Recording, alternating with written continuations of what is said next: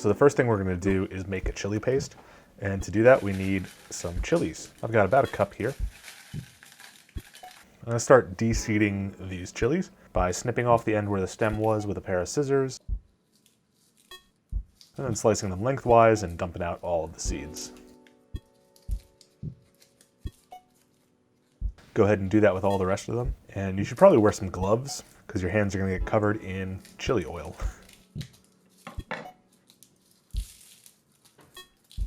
Once they're all de-seeded, we're gonna cover them up with some boiling water and let them reconstitute. Should only take about a half an hour.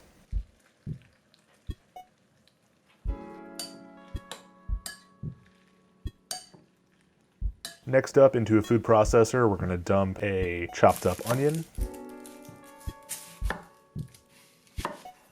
Chop it enough so that your food processor doesn't get all bogged down. And I'm gonna take probably about 5 cloves of garlic. These are small cloves, so maybe 3 large ones. And dump those in as well. Next up, I've got about a 1/4 cup of shrimp powder. Dump that on in.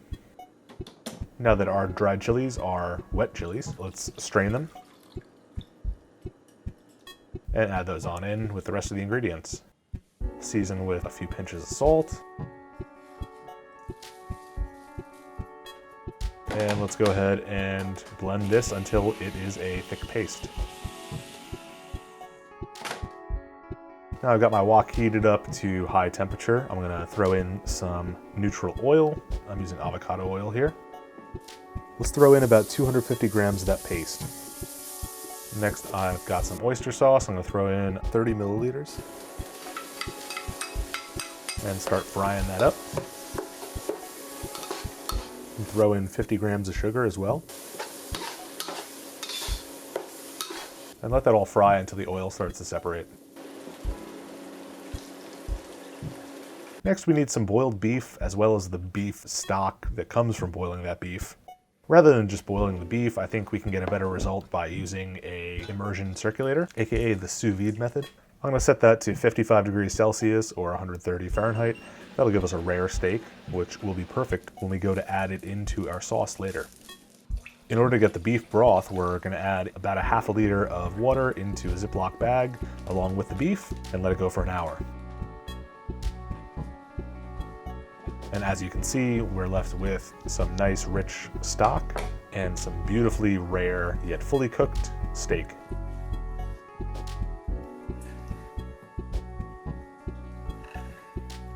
Let's add that broth into the wok and season with a few pinches of salt. Next, I'm gonna julienne a carrot into probably 10 centimeter lengths. Add those in. Along with some shrimp.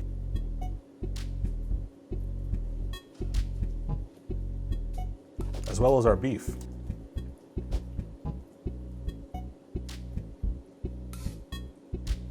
Next, I've got some mustard greens. I'm just gonna chop them roughly. Mix those in. Now we're gonna crack an egg into our sauce, cover it up and let it cook until it's done. Now we can turn to the noodles. You can use any sort of thick Chinese noodle. Boil those until they're al dente. Finally, let's cut a few lime wedges for garnish.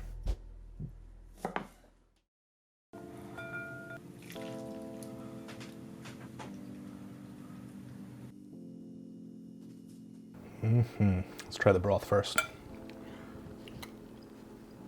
There's lots of chilies in here. Lots of chilies and garlic jumping out at me. A little shrimp flavor to just round things out.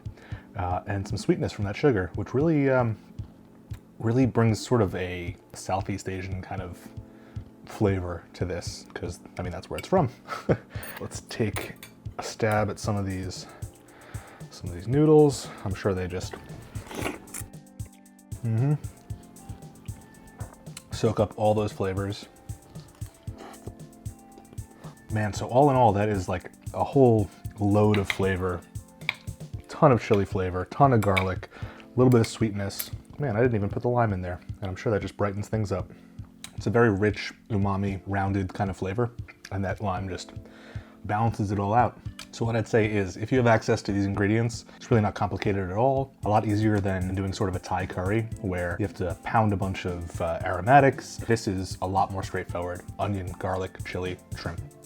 Done. Keep it in your freezer for times when you want to just bust this out. Never mind a packet of instant ramen, just go for this.